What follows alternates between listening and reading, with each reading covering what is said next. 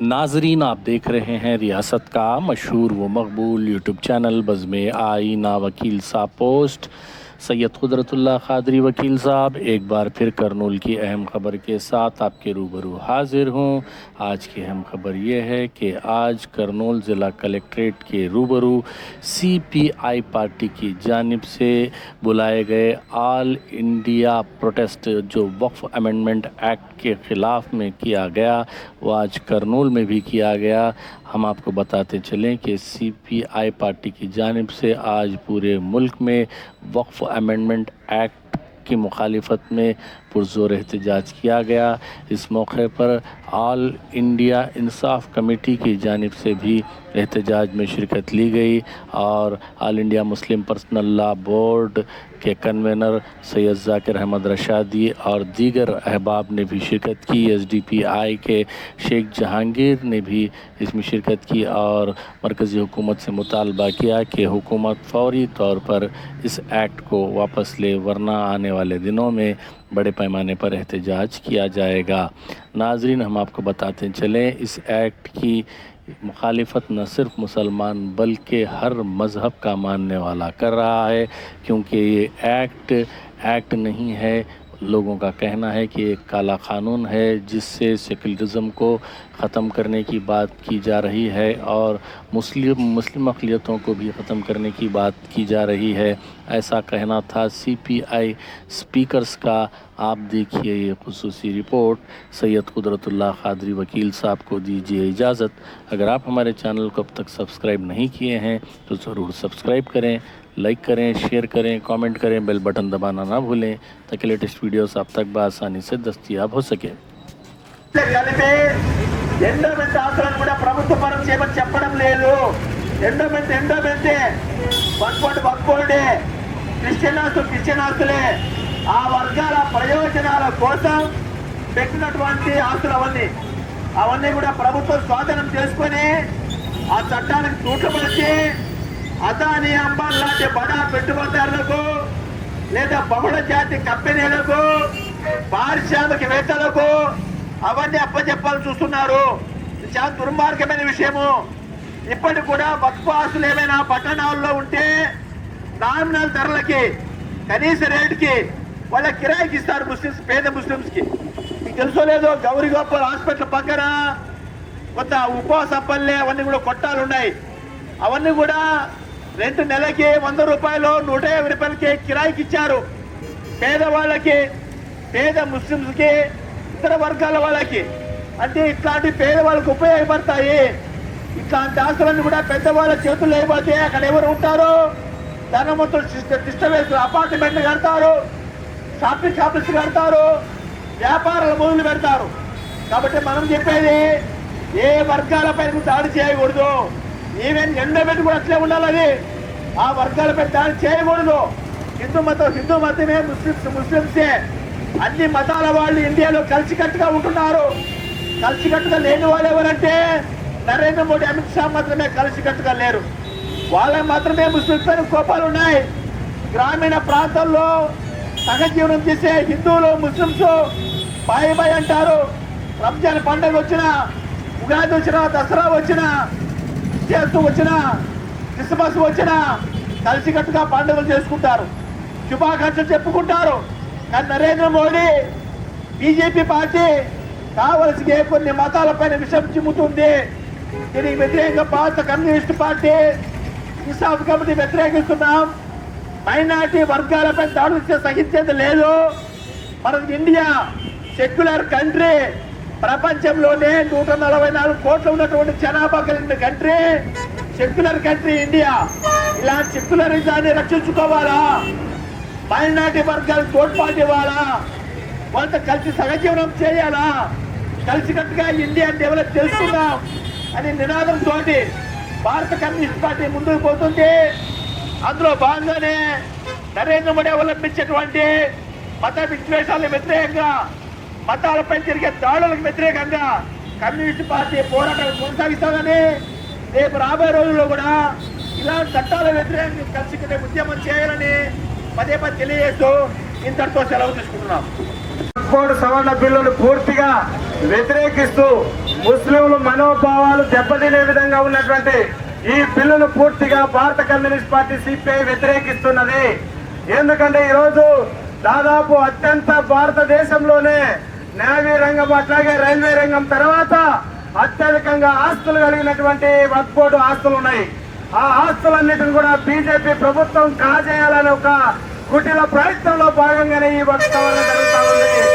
ఏ మాత్రం ముస్లింల పట్ల ప్రేమ అభిమానం ఉంటే, ఏ మాత్రం ముస్లింల వాళ్ళ అభివృద్ధికి సంబంధించినటువంటి ఆ ఉపయోగకరమైనటువంటి ఆలోచన ఉంటే రాష్ట్ర కేంద్ర ప్రభుత్వానికి నరేంద్ర మోడీకి మేము ఒకటే చెప్తా ఉన్నాం.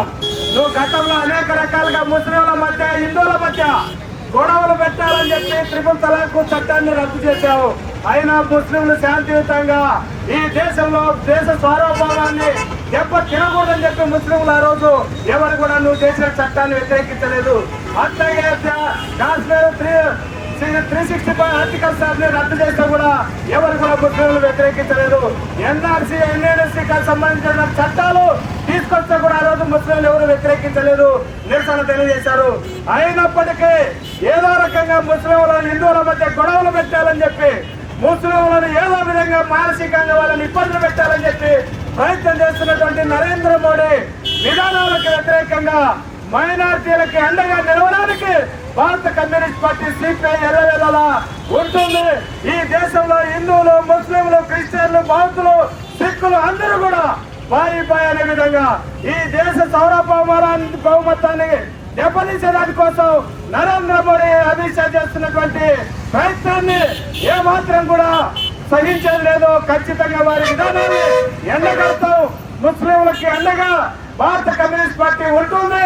ఈ వక్ఫ్ బోర్డు సవరణ బిల్లు రద్దు అయ్యేంత వరకు పోరాటం చేస్తుంది.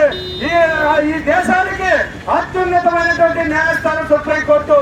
ఇప్పుడు సుప్రీంకోర్టులో ఈ బిల్లు ఉన్నది. సిజేఐ గారు ఒకసారి చీఫ్ జస్టిస్ గారు ఆలోచన చేయాలి.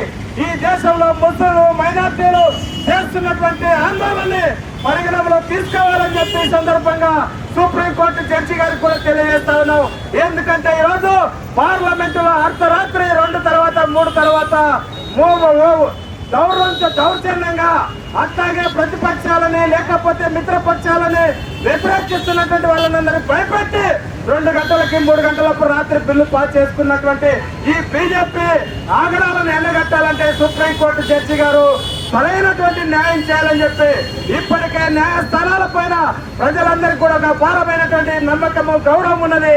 ఆ గౌరవాన్ని, నమ్మకాన్ని నిలబెట్టే విధంగా రేపు వచ్చే తీర్పు కూడా ఉండాలని చెప్పి ఈ నరేంద్ర మోడీ పాలకులు, నరేంద్ర మోడీ ప్రభుత్వం చేస్తున్నటువంటి ఎప్పటికప్పుడు ప్రజా వ్యతిరేక విధానాల పైన పోరాటం చేస్తామని చెప్పి సందర్భంగా తెలియజేస్తూ వక్ఫ్ బోర్డు సవరణ బిల్లు రద్దు అయ్యేంత వరకు కూడా ఖచ్చితంగా సిపిఐ పార్టీగా పోరాటం చేస్తామని చెప్పి, అట్లాగే జేఏసీకి ఎల్లవేళలా అండదండగా వారు చేసే కార్యక్రమాల్లో మేము కూడా భాగస్వాములు అవుతామని చెప్పి సందర్భంగా తెలియజేస్తూ సెలవు తీసుకుంటా ఉన్న కామెంట్. ఈరోజు మన హిందూ దేవాలయాలకు సంబంధించినటువంటి ఎండోమెంట్ లో అవకతవకలు జరగడం లేదా? క్రిస్టియన్ ఆస్తులకు సంబంధించి అవకతవకలు జరగడం లేదా?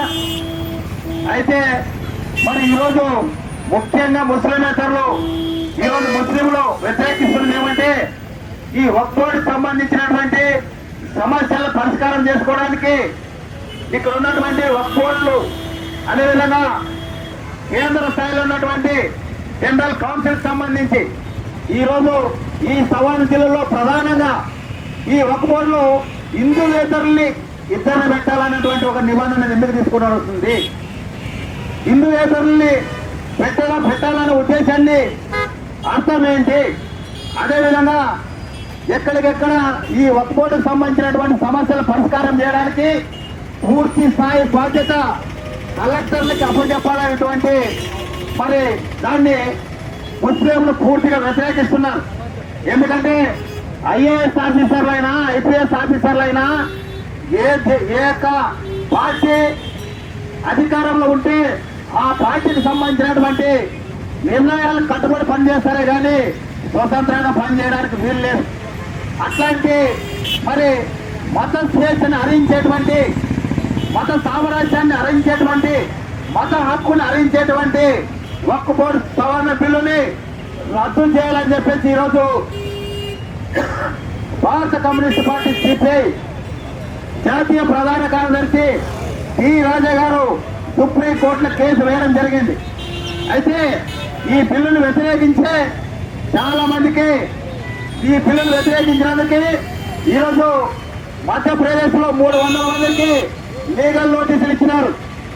అదేవిధంగా అందరూ కూడా మసీదుల దగ్గరకు పోయి పోలీసుల అధికారులు కూడా మీరు బయటికి రాకూడదు, మీరు ఆందోళన చేయకూడదని చెప్పేసి చెబుతున్నారు.